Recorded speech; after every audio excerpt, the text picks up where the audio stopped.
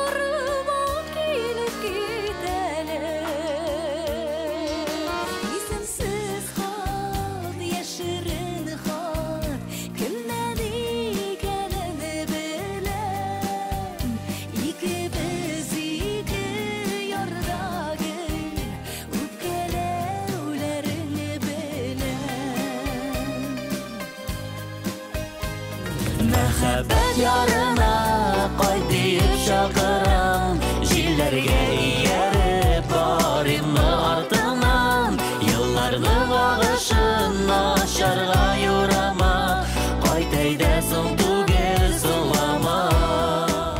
Сәлам Рафина, ничек сезнең хәлләр? Сәлам Лилия, сәлам тамашачыларга. Безнең хәлләр Аллага шөкер дип әйтер идем, әйбәт. Мусаны култыгасына кыстырып, килеп җитте Рафина чакыруны кабул итеп килүеңә рәхмәт. Һәм әлеге тапшыруны менә шундый чәчәк бәйләменнән башлыйсы килә. Рәхмәт яусын. Синең күзләреңә туры китереп сайлаганнарым. Зәңгәрле, матур төсләрдән торган. Яз алып кирде бу чәчәк бәйләме. Кыш уртасында. Рафина, нәрсәләр белән янасыз хәзер? Нәрсәләр белән шөгыльләнәсез әлеге мизгелләрдә? Biz bit инде бер кат хәзер балаларны үстереп җиткердек дип әйтим инде. Шуңа күрә менә быел 23нче елны үзебезгә шундый актив ел итеп билгеләдек.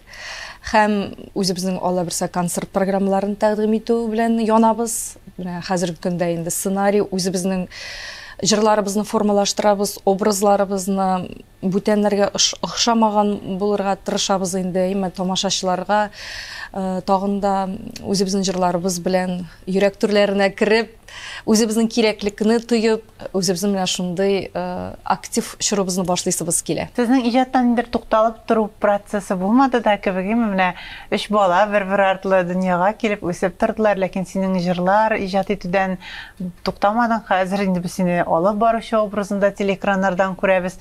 Минем телекраннардан гел күреп торгач, сине менә һәрвакыт бар идең кебек, декрет ялына китмәдең дә кебек тоелды.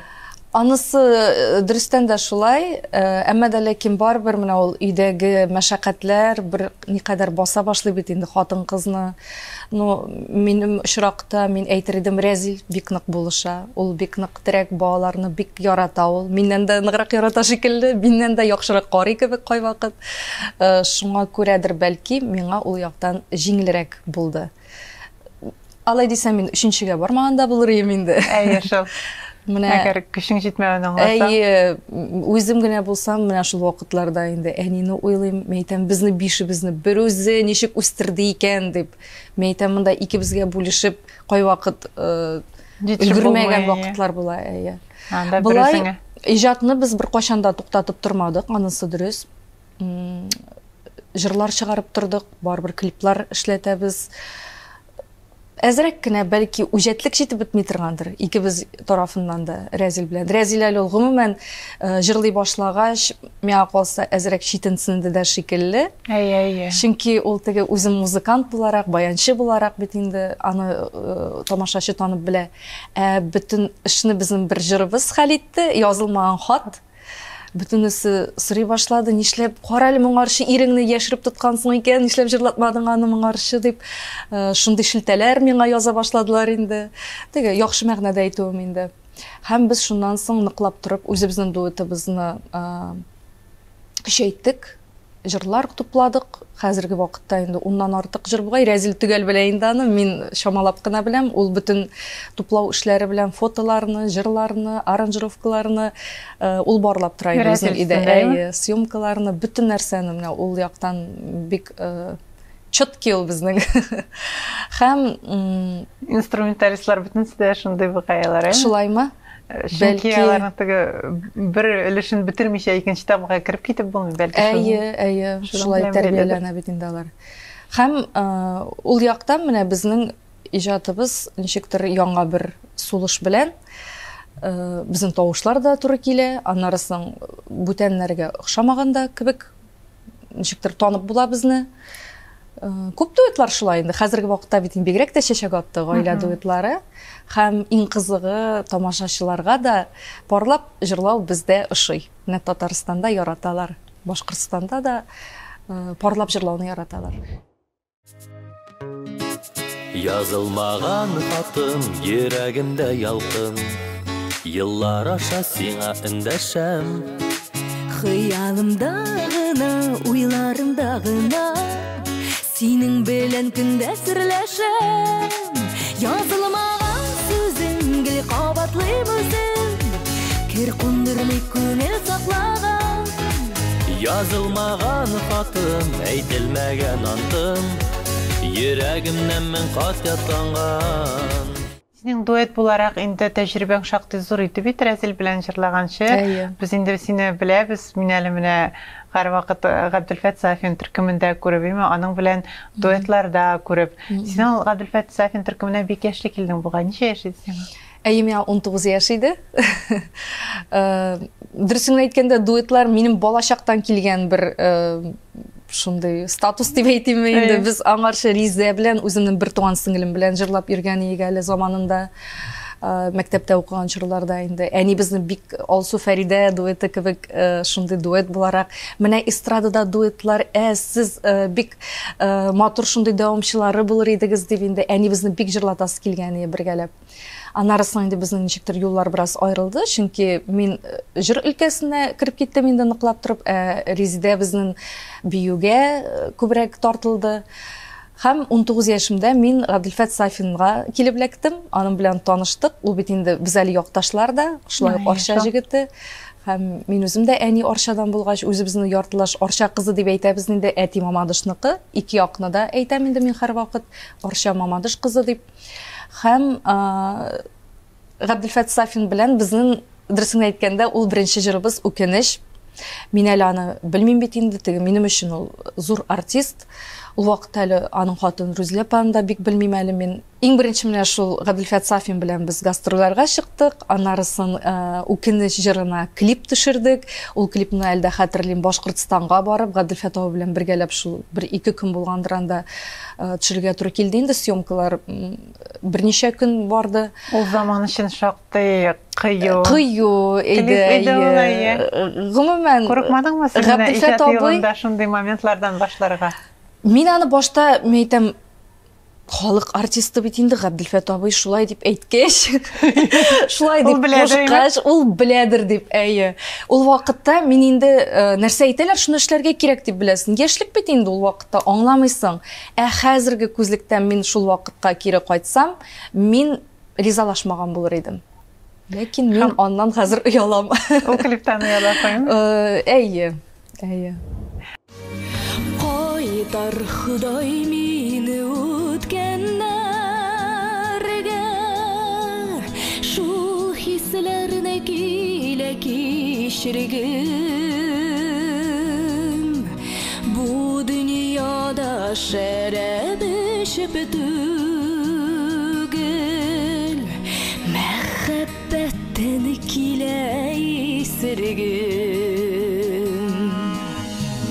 Үткәннәрдән үкенешләр калган, үзәкләрне үтеп көюдән, сөюемнән сине мәхрүм итеп, үзем мәхрүм булдым сөюдән. Менә ул клип чыкканнан соң ниндирәк бездә бит инде менә нәрсә күрә экранда, шуны артистның тормышына турыдан-туры трансляциялый башлый. Тамашачы тәнкыйть сүзләре ишетелдеме сиңа? Элегрәк теге әйтәләр, беләбез инде без синең ничек кенә анда килеп эләккәнеңне дип. Менә шундый әйтүләр бар иде инде. Бәтәш мин әйтәм, нишләп шулай кеше уйлый икән, дуэт җырлагач шулай дип уйлыйлар микәнни ир белән хатын-кыз арасын дип. Әлегә кадәр күптән түгел миңа бер хат килеп төште. Сезнең үч малайыгыз да шул Габделфәттәме инде ул дип. Ул күрәсең мине кайчандыр күзәтеп барган, аннары соң минем тормышымдагы туктаган, минем тормышымдагы яңалыкларны белми калганмы инде. Сезнең шул үч малайыгыз да Габделфәтнекеме инде дип. Нәҗайып сораучылар да була. Әлбәттә, мин инде хәзер аңа җиңел карыйм, чөнки мин беләм бит инде үземнең тормышымны, һәм тамашачылар да хәзер бүген көндә белә инде минем ирем барлыгын, һәм әлегә кадәр безнең Габделфәт Сафин белән алай гына да түгел, аның гаиләсе белән дустанә мөнәсәбәтләрдә булуыбыз минем өчен бик кыйммәтле. Һәм әле бит анда Габделфәт абыйның образы шундый булса да, анда бит әле продюсер буларак хатыны эшли, менә шунысы да икләтә кызыклы. Продюсер буларак хатыны эшли, димәк, бер нәрсә дә хатынның ризалыгыннан башка чыкмаган ул вакытта да, хәзер дә эшләйдер инде ул. Миңа калса, алар менә икесе дә шундый яңалыкларны яраталар, теге экспериментлар дип әйтимме соң. Алар образ тудыруда бик зур эш эшләделәр инде чыннан да. Ул чорның шундай кешесен ясауда. Аннары соң инде әкренләп барбыр менә мин аларның мәктәбендә дип әйтәм, үземне таптым һәм формалаштым дип саныйм. Тапшыруның тагын бер кунагы бар, ул да булса Разил Камалов. Рафинаның тормыш иптәше дип әйтегеме, Разил бүген сине бик күпләр бик оста боянчы итеп белә, һәм миңа калса синең хәтта конкурентларың да алай күп түгел бугай. Безнең баянчылар арасында конкуренция дигән әйбер гомумән бик юк та, чөнки без күп түгел бит инде. Бармак белән санарлык. Барыбыз да аралашып торабыз, хәтта безнең социаль WhatsApp җилтәрләрендә төркемебез дә бар, анда без аралашып торабыз, кемнең эше бар, кемнең юк, кем бара алмый, бер-беребез белән бүлешәбез, шуңа бик тату яшибез.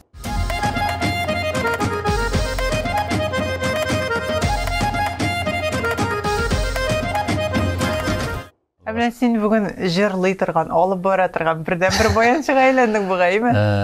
Дөрестән дә җырлый торган баянчылар сирәгрәк, чөнки уйнап җырларга бер караганда җиңел кебек ул. Аның слух булмаган, аңа тартылмаган кешегә авыррак тоела. Миңа ул бер яктан башлап җиңел булды, чөнки үзем гармонда уйнап, җырлап, әтине уйнаганың, әни дә уйнаштыра иде минем, аларга карап, бер яктан башлап җырлап үстек инде. Шуңа күрә миңа ул балачактан килгән, җиңел бирелә. Гармончы булып китүеңә әтиең йогынты ясаган инде. Әти уйнайды, аңа карап мин дә сокланып уйный башладым уң якта. Ләкин мин авылда туып үстем бит инде. Музыкаль школа, музыкаль мәктәп безнең район үзәгендә генә. Әни басым ясады, әйдә малайны бирик, укытыйк дип, сәләтен арттырыйк дип инде. Әти бик риза булмаган. Әни үзенекен торып, тәки мин Дәваниендә яшәп, әни чөнки минем район үзәгеннән Дәваниендә яшәп, 6нчы класстан авылдан китеп, анда укыдым инде. Син күченеп киттең шул мәктәптә укырга. Әни калды авылда, мин яңа тормыш башладым. Музыкаль мәктәп, яңа классташлар, яңа тормыш. 6нчы класста әле бәләкәй дә булган. 11 яшь. Булмадымы? Башта күңелсез. Беренче музыка дәресеннән чыккач сольфеджи иде ул. Анда мин 25 сентябрьдә бардым. Сентябрьнең башында ук түгел, кисәк кенә шулай булып чыкты ул. Анда уже ноталар язып утырлар, до, ре, ми, фа. Мин аңламыйм бер нәрсә дә инде. 1 сәгать 45 минут оқып шықтық та бетін түзді менде, әне күтіп тұра мені бірінші дәріс деймін. Мен шықтым да елаймын, 11 яштығы. Мектеп әне бірінші де оңламайым. Әйде қайтып кетеміз ауылға деймін. Все. Класстастарымды сағынам бетінде, яңа мектеп, менің дискомфортын ана рәне тыныштандырып, давай сенің білән қолам деп, әтейіңе қаш шалтыратам, әтей малларына қарап, сауып, ұзатып жіберсе, қолам деп енді. Әтей қалды, Аллаға шүкір, әне менің білән ұшылай отырып, аңлатып, ноталарны үйретіп, өзі білмесе де аңлатып мен сөйлегенлерден мені илхамландырды, қанатландырды. Мен шулай икенче көннән инде баянга, гармонга гашык булып, укытучылар әйбәт эләкте, Аллаға шөкер. Шуның белән минем иҗади тормышым башланып китте инде. Менә шундый көчле әнигезнең сезнең сәхнәдә, сәнгатьтә күрү нәрсәдән булды икән? Чөнки ул үзе дә район кызы булгач, аның теләге мышлениесе дип әйтим, более зуррак булгандыр инде. Авыл белән генә ограничиваться итәсе килмәгәндер. Мине зуррак уку йортларында укырга теләге булгандыр. Шуңа күрә авылдан җибәрәсе килгәндер. Күпме әйтләр бит инде, баланы читкә җибәргәч кенә теге бәхетле булып була, бала бәхетле була ала. Чөнки үзең тормышыңны бәйләм тормышка һәр бала үзенең тормышын үзе ярып үтсә, нык була. Шуңа күрә мин дә 6нчы класстан үзем кирләрне юып, дәресләрне үзем әзерләп, дәвани миңа шу ашаулар әзерләп каршы ала иде. Шулай үстәгәндә башланып китте баян белән танышуың. Әле бит син баянда гына түгел, син бик күп инструментларда уйныйсың. Менә Рафина серләрне сөйләп китте. Соңгы арада гел баян белән генә уйнап җырлап кызык түгел төсле, шакырган кешеләргә дә, кунакларга да, концертта да үзеңне төрле яктан күрсәтәсе килә, күп кырлы итеп.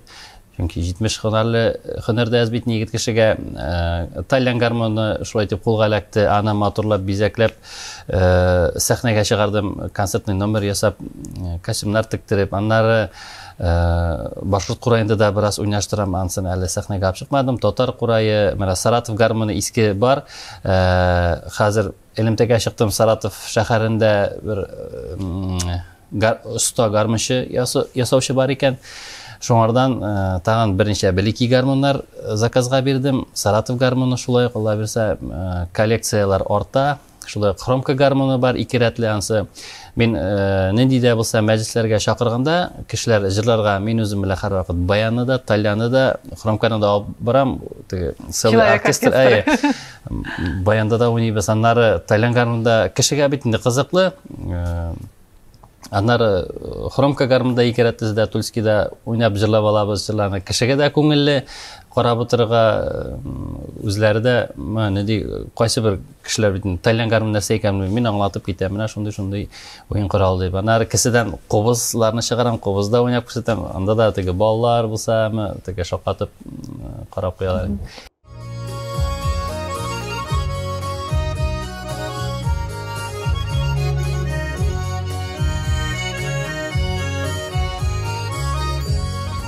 Әнисе хәтерлим, менә Рәзил бер әйткән иде. Без менә шул йөригенә башлаган вакытта мин әйтәм, мин бит инде синнән олырак та дип әйткәнем бер истә.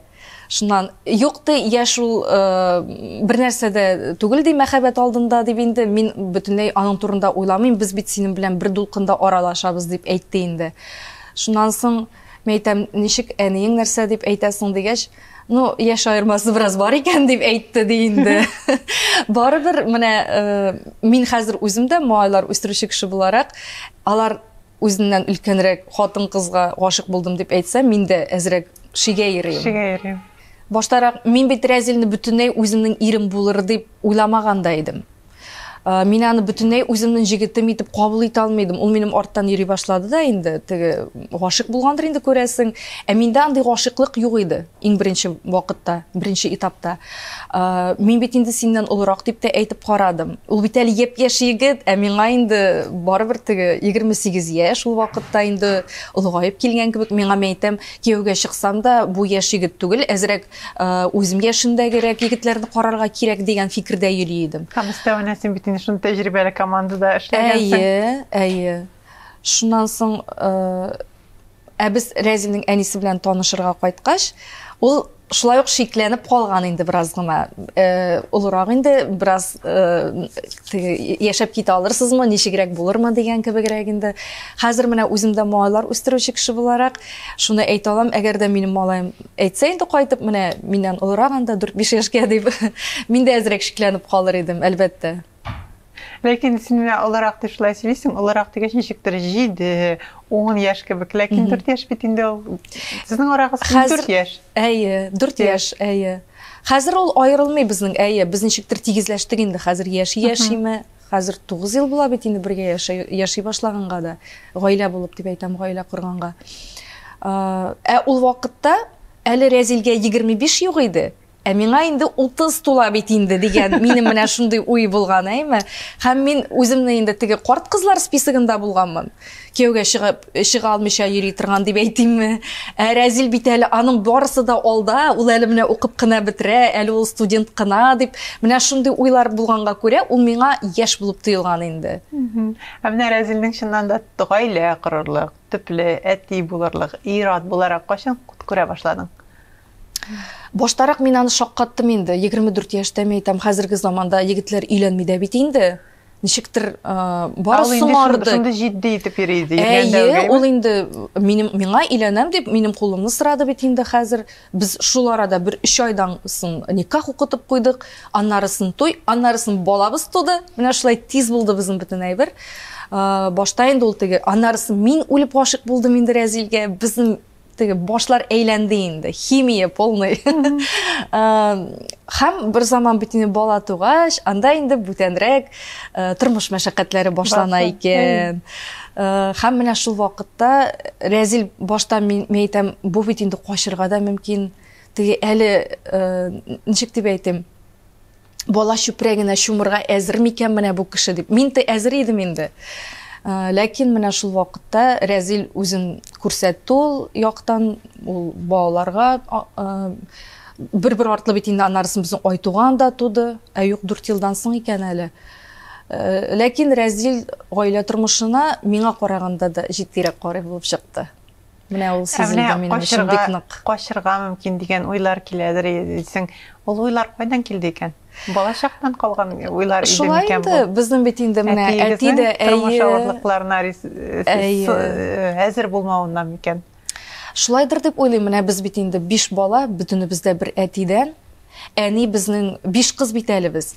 Безнең әти малай теләгән. Әни бит инде малай тапканчы дип кыз тапкан. Малай тапканчы табырга теләп шулай. Әйе, ул безнең әтине шулай канәгатьләндерәсе килү теләгеннән. Бер артлы 7 ел эчендә 5 кыз тапкан әни. Һәм әти анарысын менә 5нче кыз тугач, әнинең яшерен шире барлыгы ачыклана. Һәм әнигә безнең 2нче төркем инвалид буларак пенсияга чыкты. 5 бала, авыру хатын.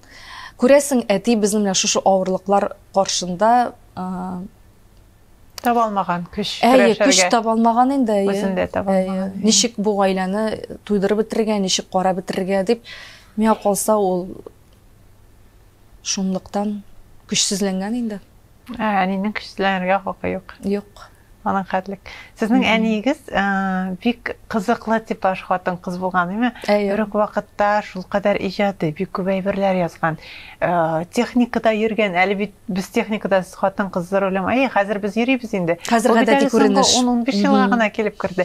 Әниегез шул вакытта ук руль артында йөргән, әйме? Менә хәзерге заман булса, ул ким дигәндә берәр шытырдап торган бизнесвумен булырга тиеш иде. Әгәр менә шунда алга кайтып китмәгән булса, менә шул әтиегез сынмаган булса, синең хакта уйлаганың бармы?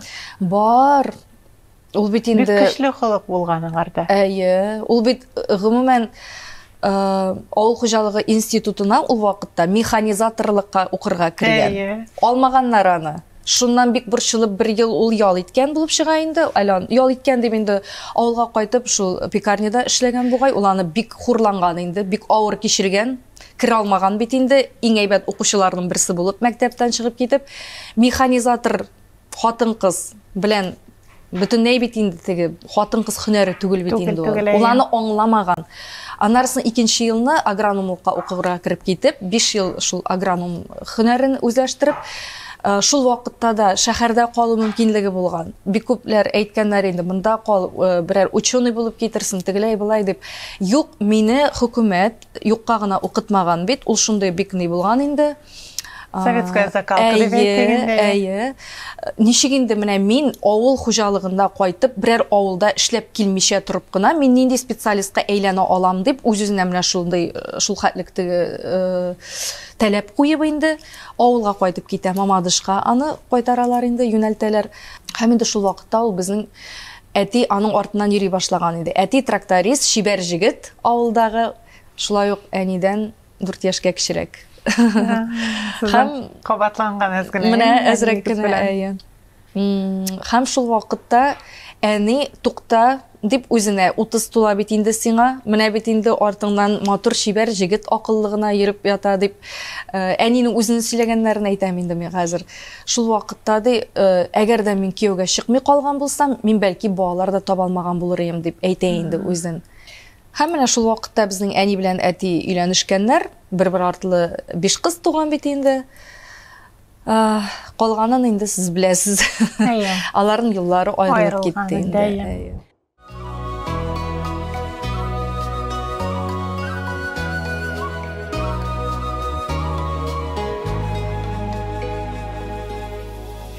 Хәлләрменең төрле хәлен алдан аңлаучыларым, сез минем туганнарым. Сызлауларым яраларын тыйып назлаучыларым, сез минем туганнарым. Чәчәкләрнең алларыдай татлы шикәр балларыдай, сез бар минем туганнарым, кадерле сез җаннарымдай. Гомерегез узын булсын, Идел елга суларыдай, булса туган шундай булсын, минем туганнарымдай.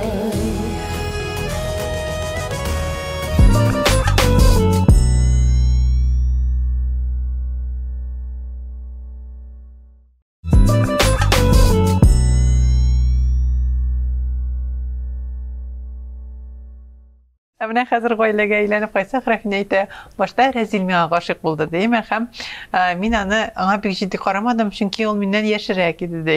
Ә син менә Рафина ничек эзләп таптың? Нәрсәсе белән гашык итте Рафина? Без бит инде социаль чәтеләрдә таныштык.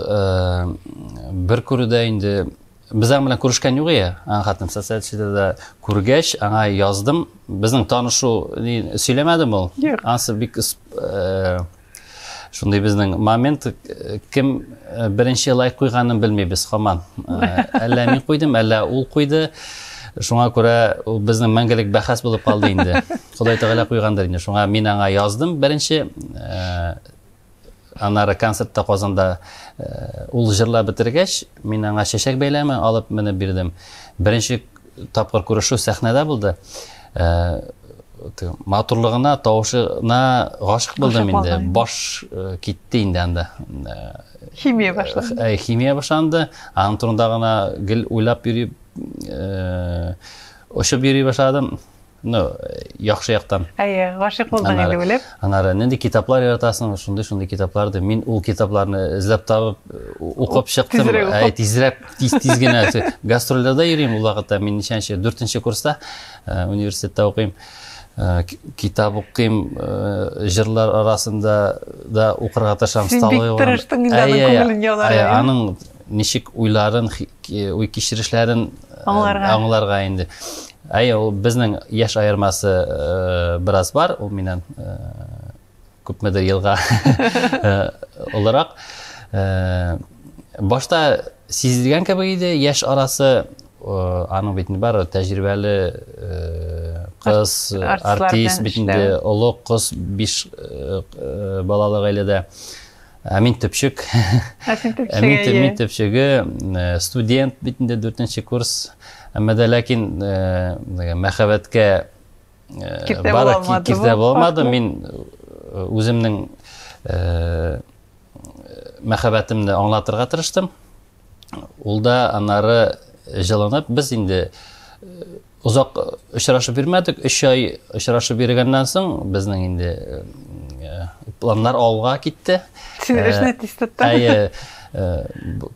Аны битендә тиз тотмасаң ышкындырырга мөмкин. Аннары узак кешеләр, узак йөргән парлар бар инде, ничәшәр еллар йөриләр. Аннары мин уйлыйм, узак йөргән сайын кешенең кемчелекләренә игътибар итә башлыйсың күбрәк. Аннары туйдыра да башарга мөмкин. Без шундый вакытта гашык итеп, мәхәббәт янып, менә өйләнеп калдык инде. Шул безне берләштереп тә торадыр дим. Безнең генә түгел, бөтен шул яратып өйләнешкән парларны. Менә 3 малай үсеп килә бит инде. Шуңа сөйнеп яшәгән хатын. Сез егетеме гаиләдә? Юк, мин төпчек малай, абыем бар һәм апам. Сез ишә, син төпчеге.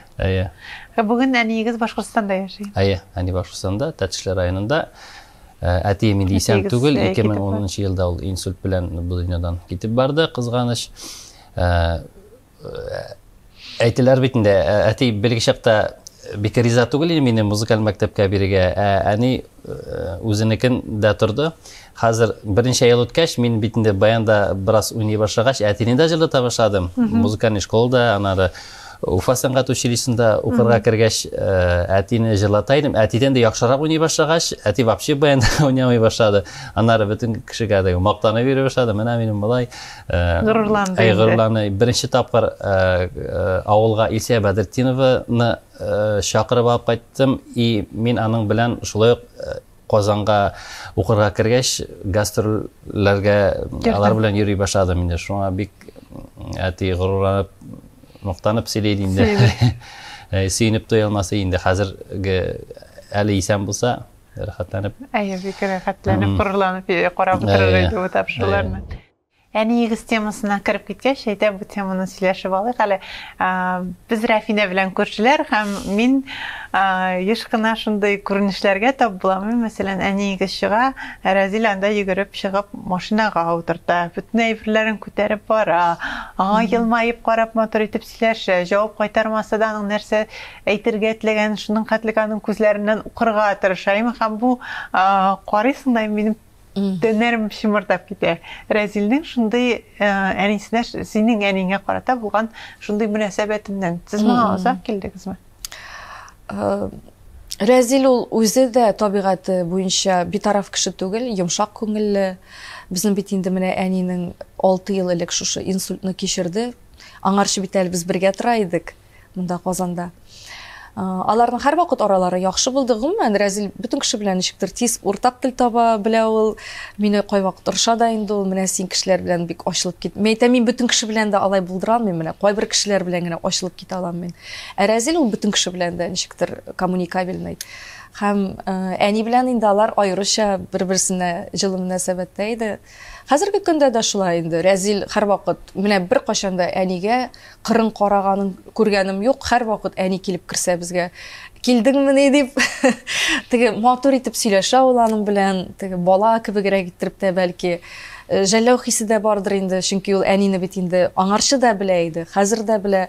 Әни безнең мондый хәлдә калырга тиеш түгеллеген шул хәтлек без бөтенебез дә авыр кичерәбез инде, сүздә юк. Менә ләкин гомерне биргән Ходай ничек булуына карамастан әле шулай яшәп тора бит әле, Аллага шөкер дибез инде. Ләкин әнигезнең менә хәзер исән сау, нидер алга баруында сезнең дә өлешегез бик зур бит, Рәхинә. Шулайдыр инде, менә аны күп кеше әйтте инде, үз бәхетеңә тапкансың икән 5 кызыңны дип. Әни бит инде бик нык малай белән сөендерәсе килгән әтине, әйме. Әле малайлар тапкан булса, бәлки алай булыр име, юкмы? Анысы да бер сорау бит инде. Һәм Әниегезгә бирмәгән малайларны Ходай сезгә биргән. Әйе, безгә бирде инде хәзер. Без үзебез гел кызлар менә үземә гел малайлар туры килде бит инде. Менә син сөйләгән идең, менә әни янда, әни бар да кебек, шундый сөйләшәсе килә, сөйләшеп булмый дип. Әйе. Бүген ниндирәк ситуациясың? Кызганыч ул безнең дә шушы инсульттан соң сөйләшә алмый торган булып калды бит инде. Бәлки кемнәрдер белмидер. Bir ярты еллап инде ул урын өстендә ятты инде, анарысын әкренләп безгә бер массажист, үзебезнең авылдаш егет булып чыкты инде, ул да Фәнис килеп, гел теге менә хәзер утырта башлагыз, бәлки кемгәдер файдалы булыр дип тә сөйлим инде, чөнки миңа бик күп язалар иде. Менә әниегез ничек йөри башлады ул, нәрсәләр эшләттегез дип инде. Шул вакытта менә хәзер утырта башлагыз. Ул инде бөтенләй аркаларында тотып тора алмый торган халәттән әкренләп утыра башлады, анарысын урындыкка бастыра башладык. Анарысын инде менә хәзер йөртә башлагыз дип, бер дә булыр кебек түгел инде. Ул аяклары менә йылы инде, үзебез теге нишләп шушылай булды соң инде бу дибез. Име аягын күчереп куябыз. Атла инде дибез, әнине дә ачуланабыз. Менә шундый теге моментлар күп булды инде, искә төшерә башласаң.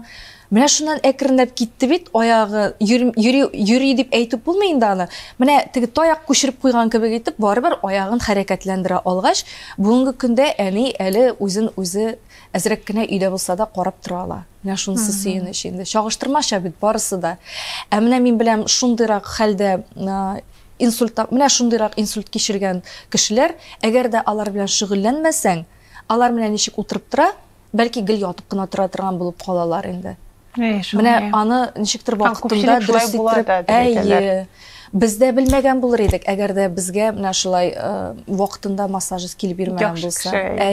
Сез үзегез эзләнгәнсез инде, шуңа Ходай сезнең юлыгызны әзрәк. Безнең аны аякка бастырасыбыз бик нык килде инде ул вакытта. Менә бер нигә дә карамастан әни кире халәтенә кайтсын дип, шундый зур теләк иде ул. Ләкин менә тулысынча кайтып җитә алмаса да, әле менә Аллага шөкер дибез инде. Әлбәттә, бик нык сөйләшәсе килә. Кайвакыт теге ул бит инде дә дип кенә җавап бирә ала инде, әйме безгә, әйе, юк дип кенә инде. Кайбер без инде шул сөйләшеп утырабыз, үзең белән үзең сөйләшеп утырган кебегрәк инде кайвакыт.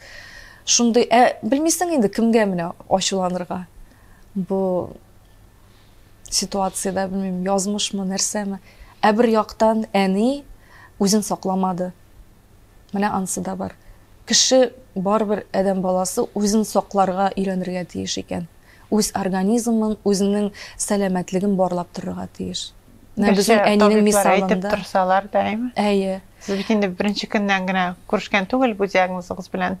Юк, әйе. Безнең аның инсультка бөтен теге предрасположениесе бар иде дип әйтәм инде. Шикәре күтәрелде аның шушы соңгы елларда. Әле бит теге ширедә бар, аның өстәвенә давлениесе һәр вакыт, кан басымы югары булды инде аның. Һәм аңа бик сакланырга кирәк булган, 5 бала да табырга ярамаган, исерек ирне дә түзеп яшәргә ярамаган. Бөтенесе бит ул өстәлә, җитмәсә әле 5 баланы да бер үзенә тәрбияләп үстергә туры килде. Ул бит инде күпме стресс, күпме җыелган. Ә соңгы елларда әни безнең бик ашкынды, ул менә яшәп каласы килде аның.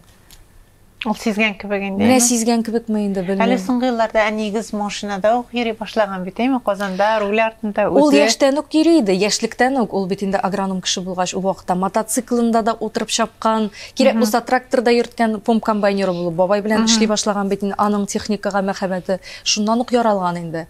Һәм атта да кирәк булса чыгып чапкан, басу кырларга бит һәр вакытта техника белән кирип булмый. Әйе. Безнең әни ул аяктан бик көчле кеше булган инде, ул шаккатырлык. Бүген сез әнигез сезнең белән яшәйме? Һәрбер кызда да, без бит инде 5 кыз, менә һәрберебездә дә берәр атналап яши бүгенге көндә. Күбрәк сиңа әлегә инде. Юк, алай дип әйтмим. Миндә инде 3 бала да булганга күрә, бәлки шулай тоела торгандыр. Юк, бер нигә дә үпкәлмимен. Йөрәк тишеп куша, шулай тик яшимен. Үткәннәр шәүләсе,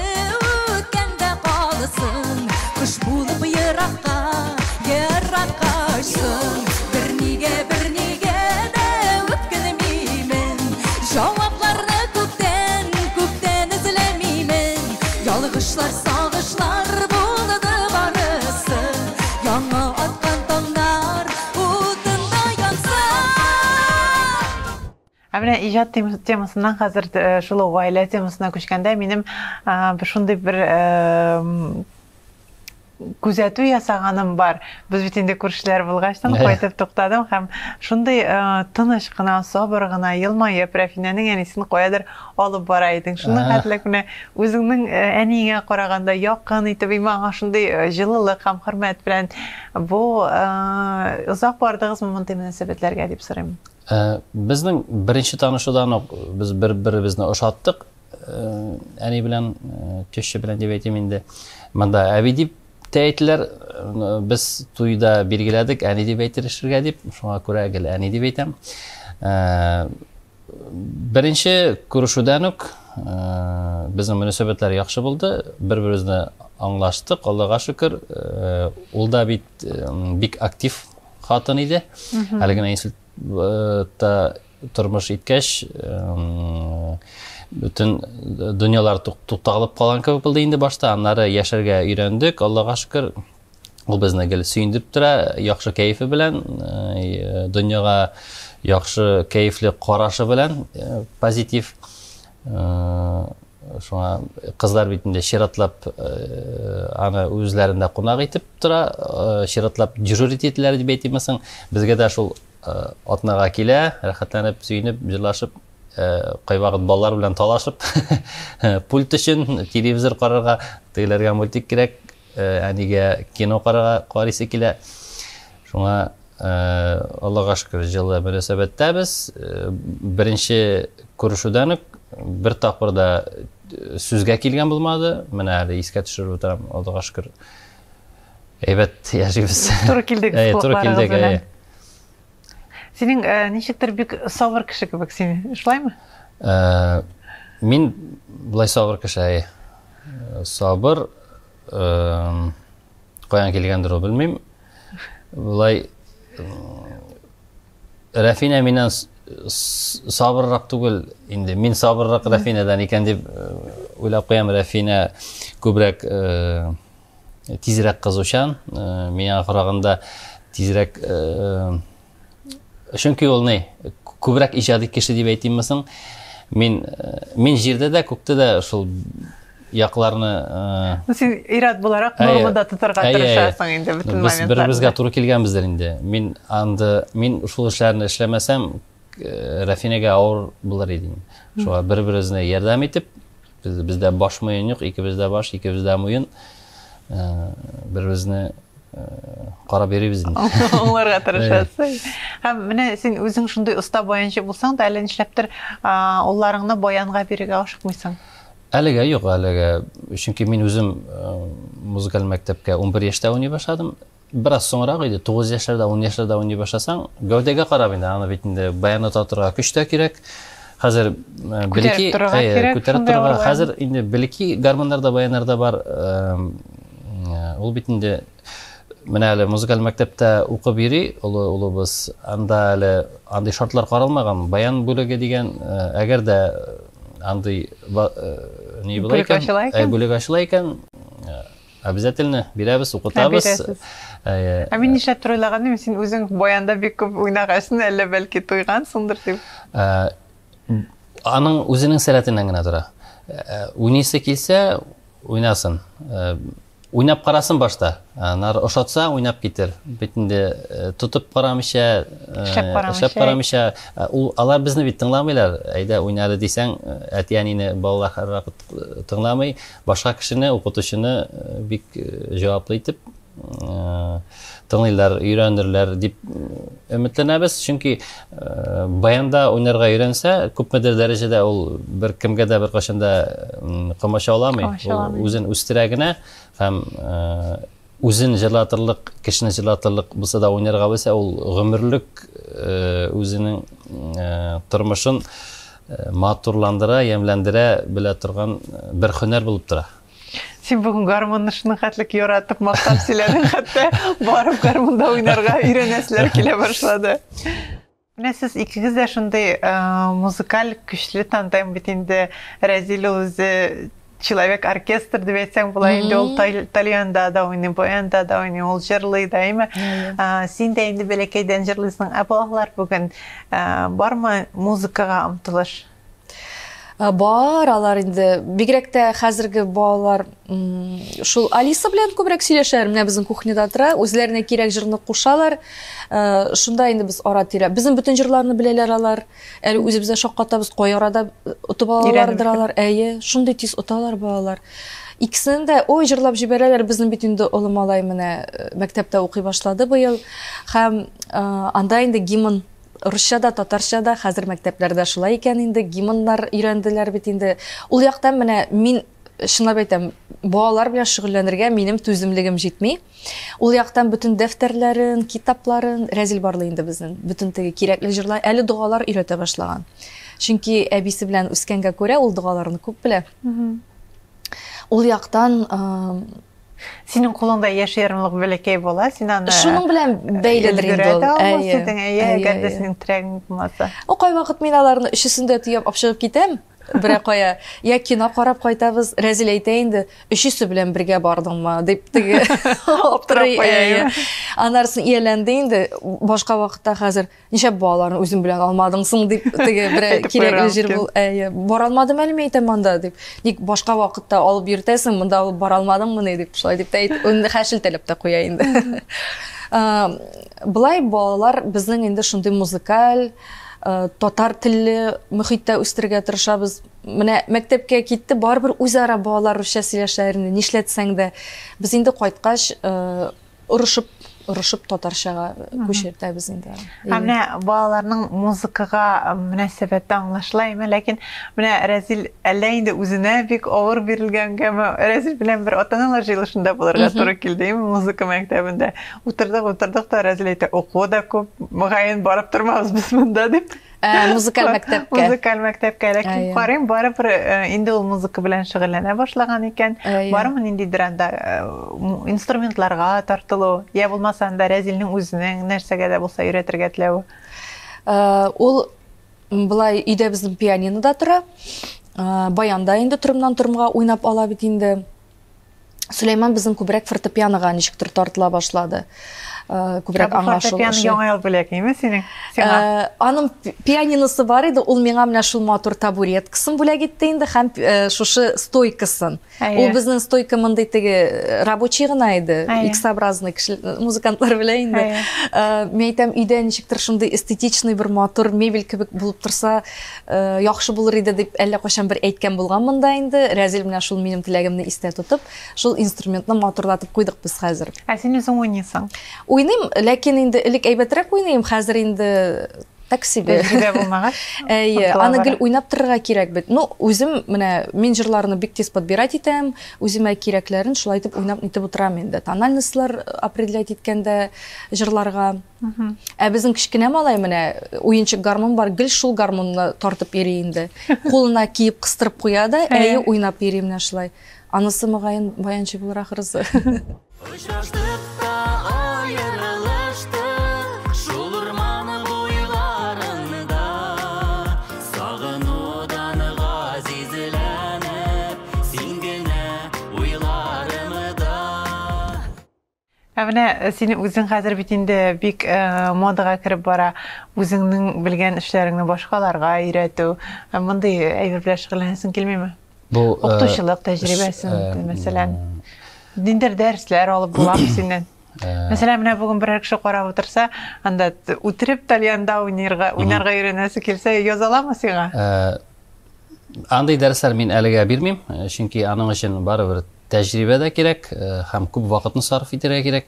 Әле үз өстемдә күбрәк эшлим, бөтен нечкәлекләрен белеп бетергәч, олыгыгач, бәлки укыта да башлармын. Әлегә басымны бирәм үземнең үсешемә. Синең бит әле ансамбль дә бар, әбиләр бабайлардан торган. Ул турыда да сөйләле. Минем төп эш урынымда аккомпаниатор булып эшлим, Мирный мәдәният бистәсендә. мәдәният йортында дигәндәй, анда безнең ике коллектив, урыс һәм татар коллективы, аларны шул атнага беренче тапкыр җыелышып, рәхәтләнеп җырлап, конкурсларда катнашып, концертларда, бөтен чараларда катнашып, мәшк киләбез. Син уйныйсың, алар җырлыйлар. Алар рәхәтләнеп җырлый, бийләр, шуны бик дус яшибез, эшлибез. Миңа да ошый, чөнки эш коллективында безнең бик уңай кешеләр, яшь коллектив, инде 8 ел, 7 ел ярым эшлим. Бик күңелле. Стажда бара, зарплатасы да бара, шуңа одни плюсы. Одни плюсы. Менә сез хәзер 3 бала үстерәсез, бармы? Менә егетләрдә менә шундыйрак үстерә, булайрак эшләргә кирәк, тегеләйрәк эшләргә кирәк дип. Рәфинә сине бик бала җанлы һәм ул бернинди дә эштән куркып тормый. Балаларның дәресләрен әзерләү кебек эшләр дә бөтенсе рәзил җилкәсендә диде. Гадәттә бит инде әни әзерләгәндә ачлана балаларны. Әбләсме, безнең гаиләдә ничектер шулай туры килгән. Мин бөтен нәрсәне контрольдә тотырга яратам. Мин нәрсәдер белмәсәм, белергә кирәк. Теге баланың ничек хәлләре, сумкасы тутырылганмы, күлмәкләре үтекләнгәнме, үземнең киемнәрне мин һәрвакыт гомер буена үзем үтекләп, үзем юып, ияләнгән. Рафина минең күлмәкләргә дә бернәрсәгә дә тиенгәне юк. Концерт костюмнары да гел үзем барлап торам. Чөнки үзең беләсең кайда нәрсә ятканын, теге балаларның да хәлләрен, хәтта без төркемнәр бар бит инде WhatsApp-ларда, төрле менә мәктәпнеке, садикнеке, аларның барысында үзем контрольдә тотам. Чөнки Рафина күбрәк иҗади кеше дип әйтимсең, хавалырак миннән бераз гына. Ул аңа бик яратмый инде, бик андый эшләрне вакыт сарыф итәргә яратмый. Ул лучше костюмнар образын сөйли, җырлар өстендә күбрәк шундый иҗат ниендә инде янып йөри. Оештыру эшләре, бөтен әйберләр ансын син хәл итәсең, гаиләдә? Бездә күбрәк идеяларны Рафина бирә. Әйдә, монда барыйк, әлдә былай эшлик дип, мин инде шыңга ашырам дип әйтсәм, дөресрәктер инде. Күбрәк Рафина идеяларны бирә. Җырлый башлау кем идеясе иде? Синең җырлый башлауың. Менә балачакта ул булган да бит инде. Аннан соң син баянга күчкән соң чиктер, икенче планда калган, онытылган.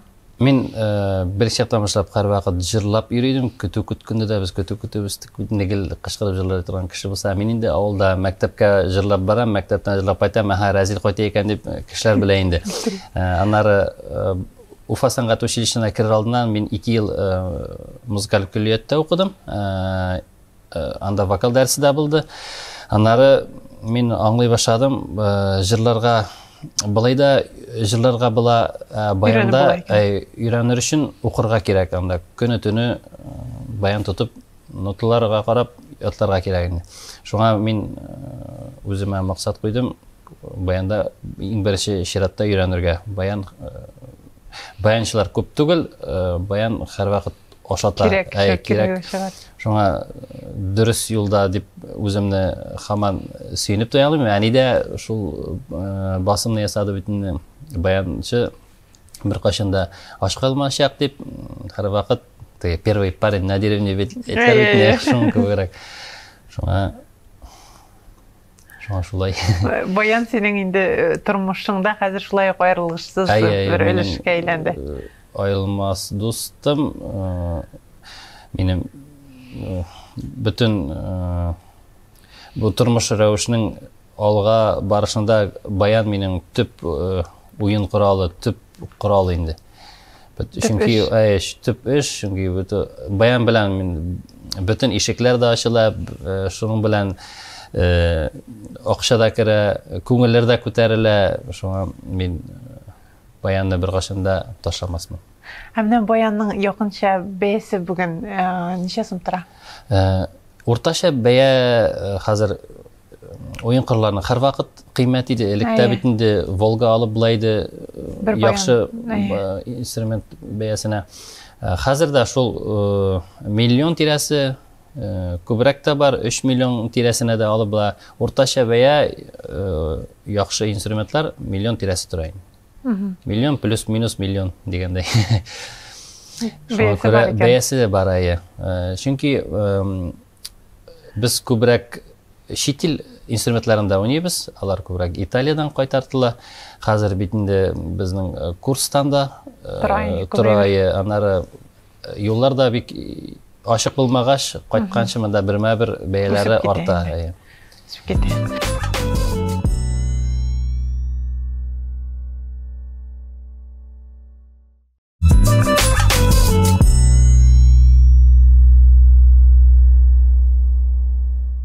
Сез 5 кыз бит инде, әйме? Кайвакыт теге туганнар арасында инде аңлашылмаган моңчылыклар туган моментлар була. Сездә дә булып алды бугай. Хәзер ничек хәлләрегез? Кызганычка каршы без әле дә бер уртак фикергә килә алмадык әле. Бик дус булып, шундый тату һәр вакыт Сезнең биш хәтта бер туган бер йодрык булып, әйе, без бит инде әни шулай итеп үстерде, әйме. Без бер-беребез өчен. Мин уйлыйм инде ул хәзер бүтәнчә дип әйтмим мин аны. Хәзер менә ниндидер уртак фикергә генә килә алмыйбыз без. Бу инде һәрберебезнең тормыш рәвеше белән дә бәйледер дип уйлыйм. Бу әнигез авырый башлагач килеп чыккан әмер булдымы? Аның аркасында түгел ул, аның сәбәбе ул түгел. Монда безнең ике төпчек кыз, без инде калганнар 3 кыз бик дус, әле дә һәр вакыт бер-беребез өчен тауларны күчерергә әзер дигәндәй, кичкенәләре өчен дә шулай инде. Анда беләсеңме, нәрсәдән килеп чыккандыр дип уйлыйм инде мин аны теге бик теге нишкәлекләрен сөйләп бетереп булмый монда, әлбәттә. Кыйммәтләрегез безгә булгандыр бәлки. Шулайдыр. Анысы да бар. Аннарысын бер ара алар бит инде безнең социаль җилтәрләрдә дә үзләрен бик кую тота башладылар. Бәлки менә кемнәрдер хәтерлидер.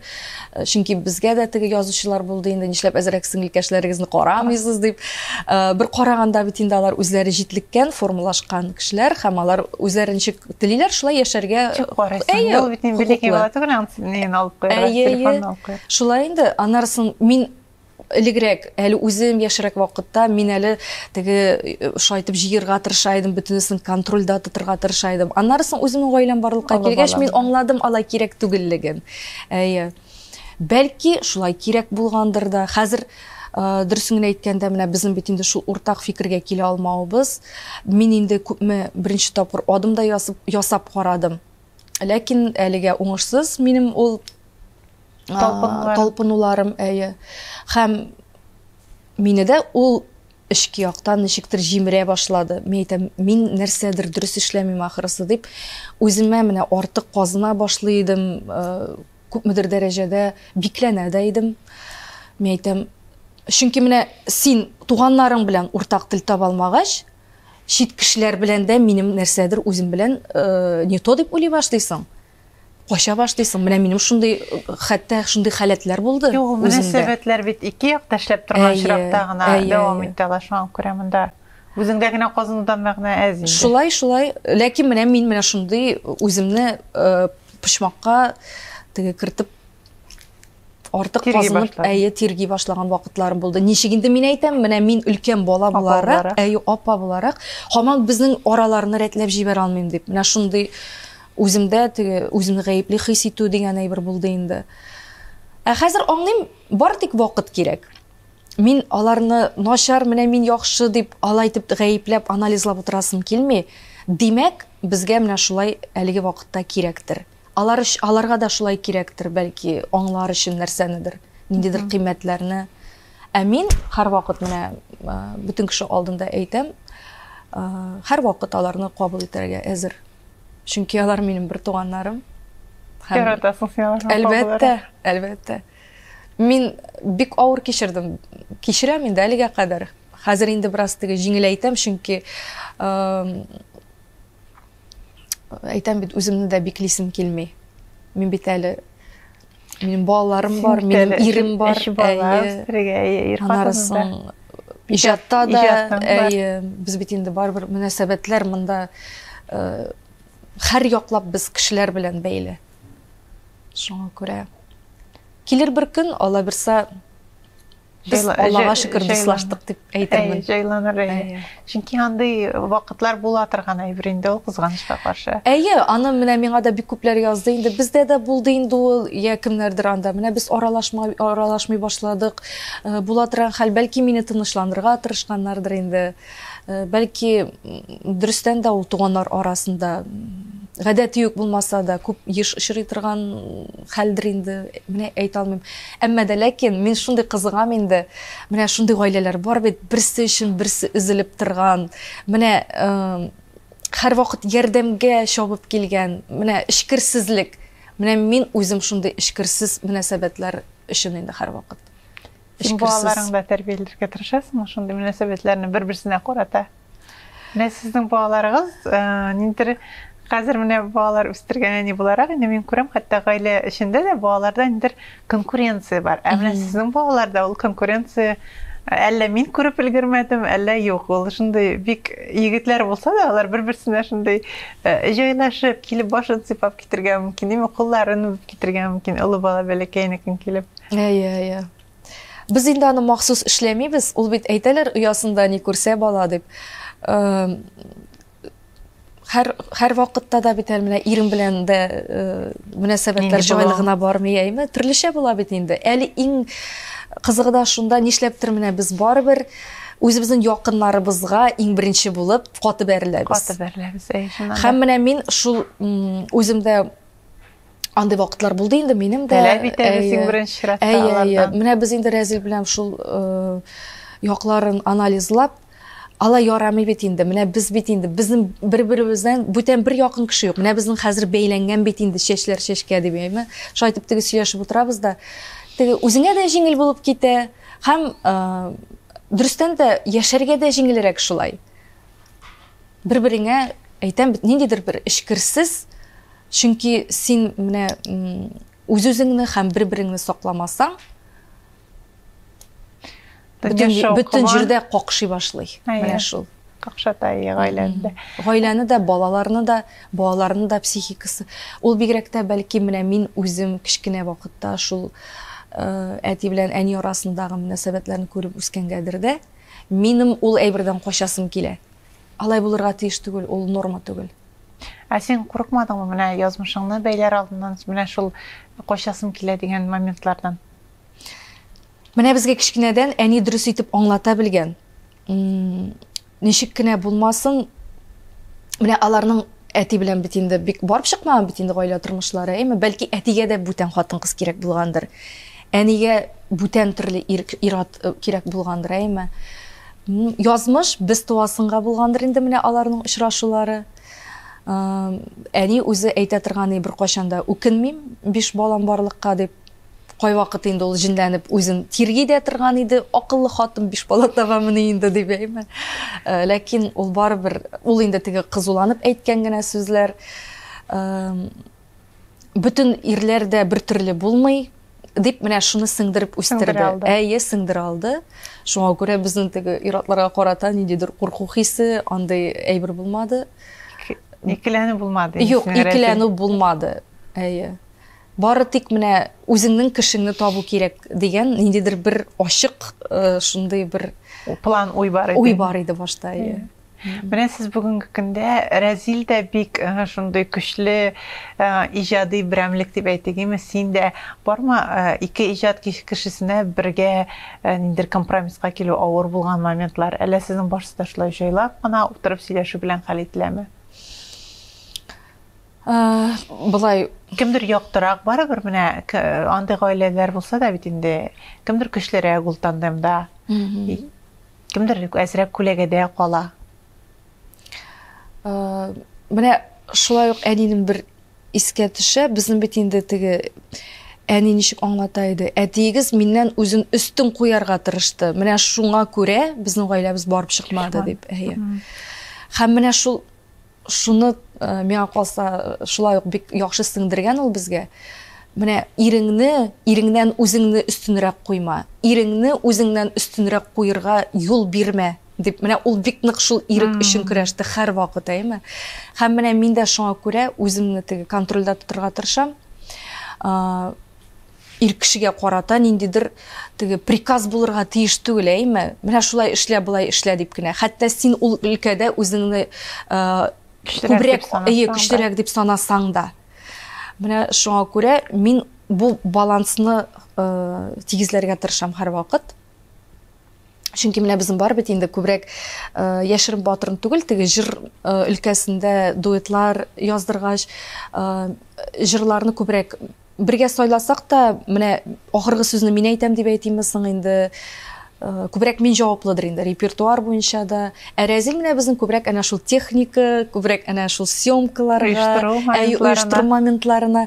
Күрәсең, менә без бер-беребезне тапканбыздыр инде, һәм мин бик шат, менә нәкъ иҗади кеше белән тормышымны бәйли алуыма, чөнки әгәр дә бүтән һөнәр кешесе белән мин тормышымны бәйләгән булсам, бүгенге көнгә кадәр бәлки җырламаган да булыр идем. Еллар үткән саен мин аңлыйм үземә менә шушы иҗатның бик якын булуын, һәм мин аннан башка тора алмам кебек. Менә ул яктан без инде бер-беребезне өстен куймаска тырышабыз. Чөнки һәрберебезнең үз фикере бар.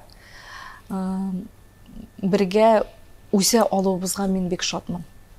Сез бүлештегез инде ниндидер моментларны. Бүлештек. Һәр кемнең үз территориясы бар һәм үзенең эшли торган Бар. планнары бар.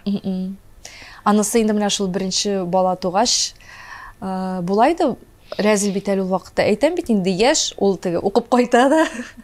Әле студент вакыты, соңгы чыгарылыш курсы иде аның.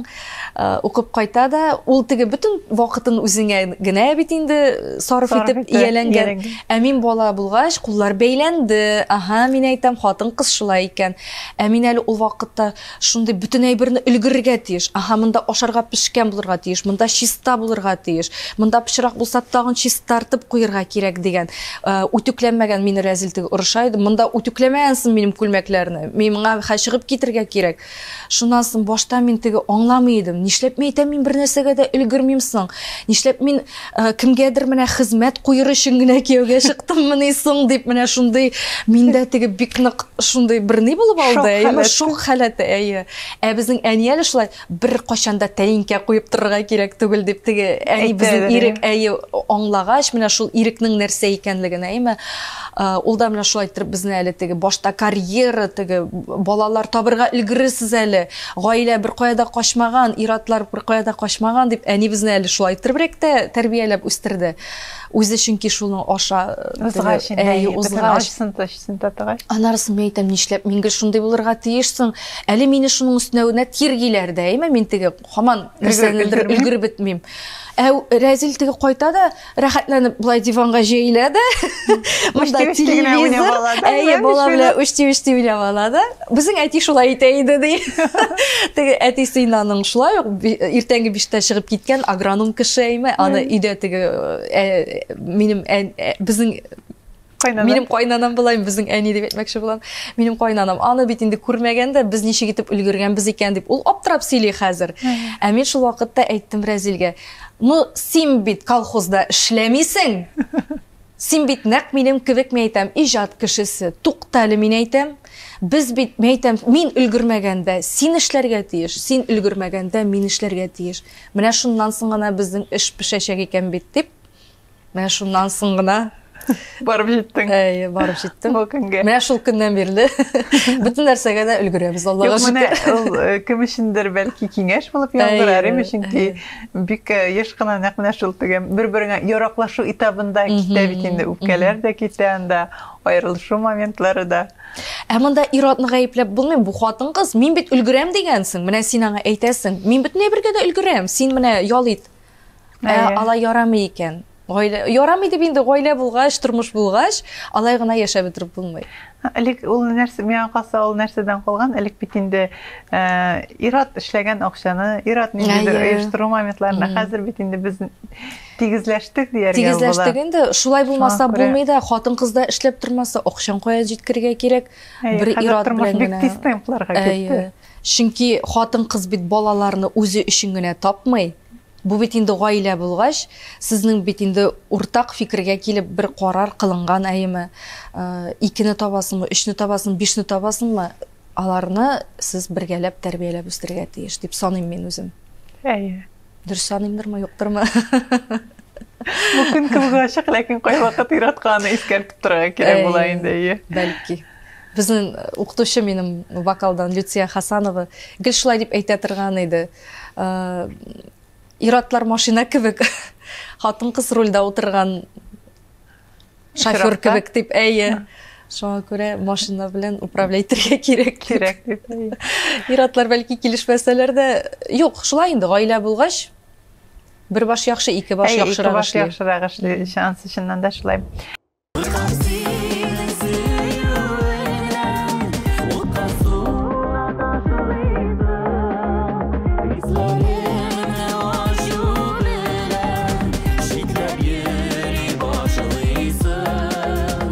Рәфинә, менә гел үсештә сез менә хәзер без сезне күрә башладык. Топ клип тапшыруында алып баручылар ролендә. Ничек сезгә алып баручылар ролендә үзегезне хис итәсез һәм Рәзилнең җырлый башлавы да бик күп кеше өчен, гәрчә музыкант булса да, Рәзилнең җырлавын әле ишетмәгән, күрмәгән кешеләр күп булган икән, әйме? Һәм ничектер менә миндә шундый хис қалды узган елгы Уфада ТМТВ премиясыннан соң этәргеч син булгансыңдыр кебек, менә әйдә җырлап карыйк, бергә җырлап карыйк дип әйтүгә шулай булдымы?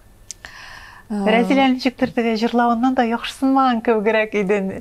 Хәзер инде ул үзен шунда иркен матур тота, шунда матур итеп сөйләшә. Әйе.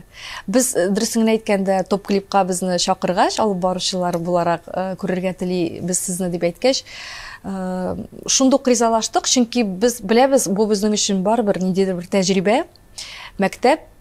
Анарысын Рәзил, мин әле теге мәҗлесләрдә ара-тирә алып барам, юбилейлар анда, никахлар. Инде Рәзил өчен тагын да бер баскыч булыр дип без аны кабул иттек тә, шуңа күрә икеләнмичә ризалаштык. Бүгенге көндә инде хәзер шарланып киләбез инде. Җиңелмәде бугаймы? Әйе, баштарак авыр булгандыр. Миңа да җиңел генә булмагандыр инде. Барыбер телевизион тапшыру, ул бит инде бүтән формат, анда үзенең кагыйдәләре бар. Ләкин безгә ошый, чөнки теге шомарып торабыз, әйе, ниндидер бер үзгәреш үзебездә сизәбез. Инде хәзер әнә үзебездә искә алабыз. 6 айлык Мусаны кыстырып йөридек, инде вакытта шуышып кына Муса тәпи китте инде хәзер. Күпме вакыт үткән, аны бит инде ай сайын без бит килеп яздырып торабыз ул тапшыруларны. Рәзилнең җырлавына килгәндә, әйтәм бит, ул баштарак читенсенде дә шикелле, чөнки теге ул һәр вакыт үзен югарырак баскычтагылар белән чагыштыра бит инде. Мин үзем дә шулай.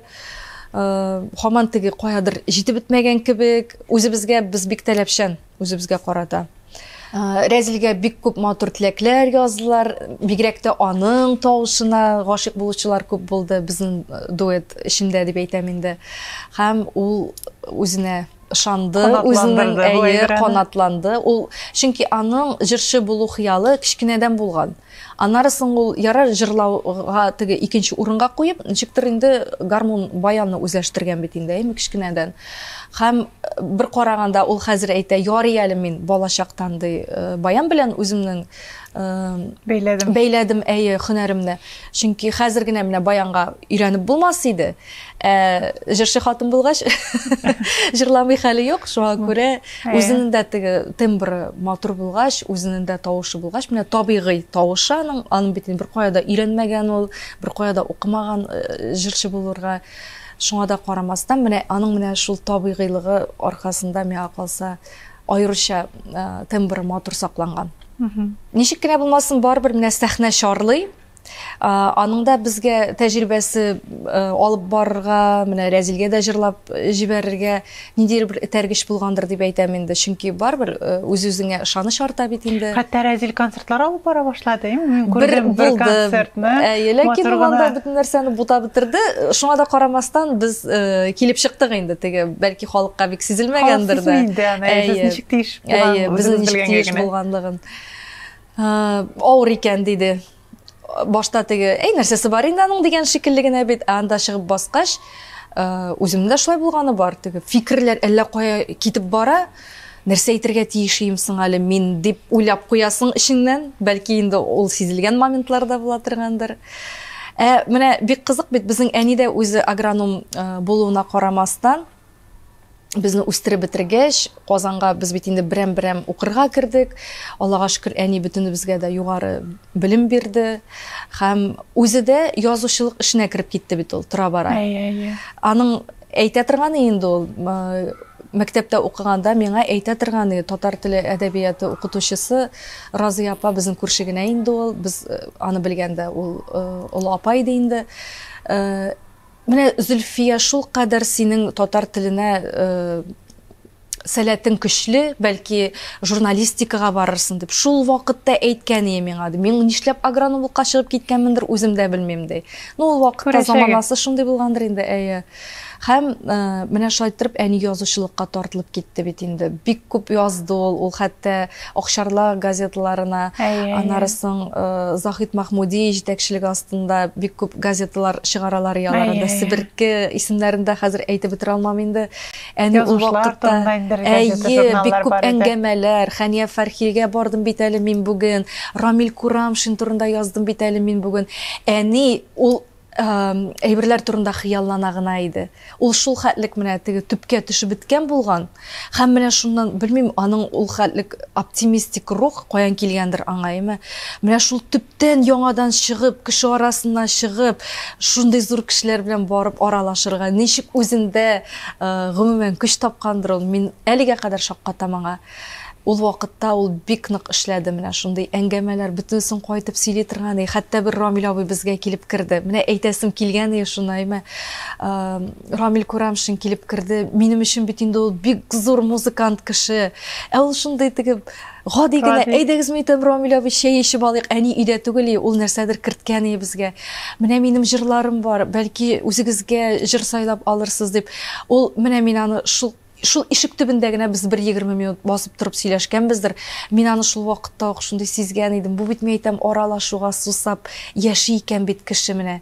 Ул әнидә дә менә шул көчле булган инде. Ул шул кадәр күрәсең сусаган, әйе. Еллар дәвамында. Һәм инде әнинең үзе шикелле ак саф менә шундый матур китабы чыккан иде, нәшр ителгән иде. Бу Акчарлак нәшрият йортында. Әйе, Габделфәт Сафин, Розилә Сафинга без бик рәхмәтле әнинең менә шушы хыялын чынга ашырганы өчен. Әни үзенең хыялын кулларына тотып карады. Аллага шөкер. Әйе. Һәм менә шушы китапны сезгә бүләккә алып килгәнем Лилия. Рәхмәт. Бик зур рәхмәт. Бик зур рәхмәт. Әнидән бер күчтәнәч булсын. Рәхмәт, бик зур. Әйдә, Рәфинә тапшыруның йомгаклау өлешенә күчегәндәйме, безнең традицион сорауыбыз бар инде, син аны беләсең. Бүгенге көндә менә өч нинди зур хыялың бар дисәләр, име нәрсәдән башка тора алмыйм дисәләр, син нәрсәләрне исеңә төшерер идең? Бер нәрсәне дә исемә төшерә алмыйм, чөнки Аллага шөкер, тормыш менә үзенең бер дөрес юлга кирип киткәнбездер дип саныйм, чөнки бүген көндә минем гаиләм бар. Гел шулай булуын телим. Балаларыбызны бар канатлар астында тигезлектә үстерүебезне телим. Иҗатта да тукталып тормадык. Аллага шөкер, барыбер һаман үсештә. Кеше өчен бит ул бик мөһим, үзенең яраткан һөнәрендә. Әле тагын да югарырак нәтиҗәләргә безнең ирешәсебез килә, тагын да югарырак үрләрне яулыйсыбыз килә. Һәм бу хыяллар безне яшәтә дә, безгә канатландырып тора безне. Һәм инде әлбәттә ничек кенә булмасын, бөтенебезнең дә сәламәт булуы. Чөнки сәламәтлек бер-беребезне менә югалтмыйча, югалту андай бала хәсрәтләре күргә язмасын иде. Ул бит инде бик ачы хәсрәтләр. Аны кичергән кеше үзе генә белә торгандыр. Мин менә кай вакыт шулай уйлыйм, карам әйтәм. Тагын нәрсә кирәк инде? Менә бит алар сәламәт балалар. Аллага шөкер, үзебезнең көч-куәтебез бар. Бүген көндә эшлибез дип торабыз, әйеме? Әле әниләребез янда, Рәзилнең әнисе дә һәр вакыт безгә менә булышырга, поездга утыра да килә, Башкортстаннан Казанга, бер караганда юл еракта түгел кебек. Бик зур рәхмәт, Рәфинә. Әйдәгез бу урында инде тапшыруыбызга нокта куйыйк, йомгаклап куйык. Һәм бүген син, Рәфинә, үзеңне инде бәхетле җырчы, бәхетле әни, бәхетле хатын-кыз дип саныйсың. Бәхетле бала да әле. Әйе, Аллага шөкер, әйе. бәхетсез булырга бер сәбәп тә юк. Белмим, бөтен нәрсәгә дә әзер дә булып бетеп булмый торгандыр инде. Ләкин менә бүгенге бәхетле халәтне саклап картлыгыбызга кадәр яшәргә насыйп итсен иде. Балаларыбыз да менә шундый тәрбияле кешеләр булып үссеннәр иде. Бу тормышта үзләренә нәрсә кирәклеген аңлап, үз юлларын үзләре ярырдай балалар булып безне сөендерсеннәр иде. Һәм бу дөньяда бәхетле кешеләр күбрәк булсын иде. Шул позитив синең сүзләрең белән бәхетле кешеләр күбрәк булсын инде дигән сүзләр белән әйтәгез бүгенге тапшыруыбызга без нокта куйык, йомгаклау ясыйк, йомгак ясыйк. Һәм бүген бездә кунакта Рафина Ганиуллина, Разил Камаловлар булды. Нәкъ бер атнадан без кабат күрешербез. Исән-имин булыгыз, үзегезне һәм якыннарыгызны саклагыз.